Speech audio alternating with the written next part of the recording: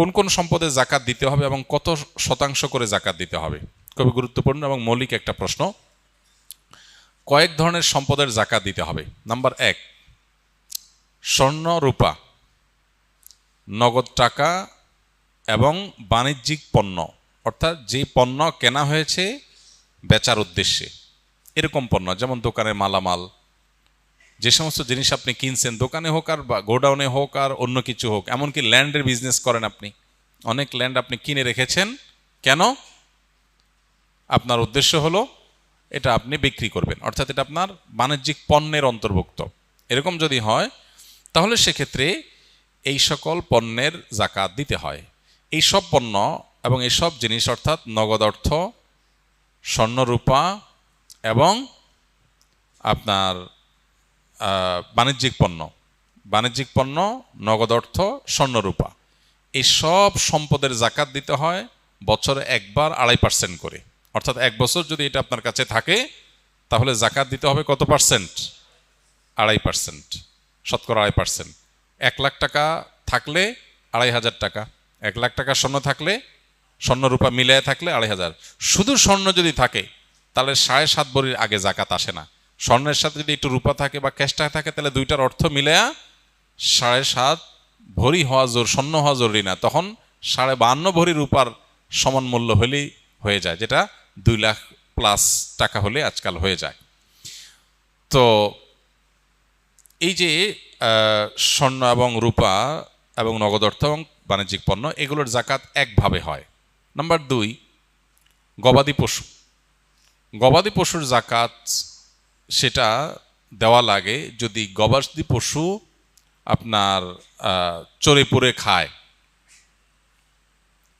খায় আপনার এবং একটা নির্দিষ্ট নেশা পরিমাণে পৌঁছায়। গরু হলে এতগুলো, ছাগল হলো এতগুলো, তারপর আপনার ওঁট হলে এতগুলো, এগুলো হলো জাকাতযোগ্য সম্পদ। মোরগ অথবা হাঁস এগুলো জাকাতযোগ্য পশু না। হ্যাঁ, এগুলোর জাকাত হবে যদি কেউ মুরগির ফার্মের বিজনেস করে, যে মুরগি কিনেছেন তিনি এটা বিক্রি করবেন, তখন এটা বাণিজ্যিক পণ্য হিসেবে জাকাত আসবে।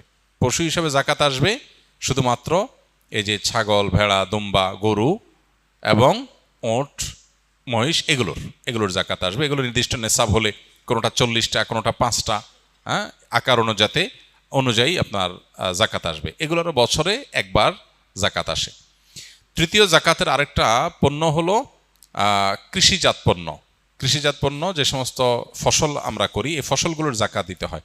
ফসলের জাকাতের নেশাব হলো 17 মন, 5 ওয়াসক, মূলত 5 ওয়াসক হিসাব করলে 17 মন হয়।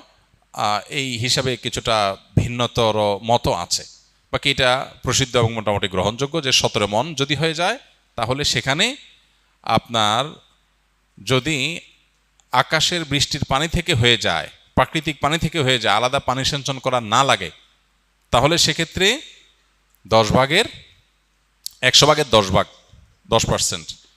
আর যদি এটা পানি সিঞ্চন করে চাষাবাদ করতে হয় তাহলে সেক্ষেত্রে 100 ভাগের 5 ভাগ।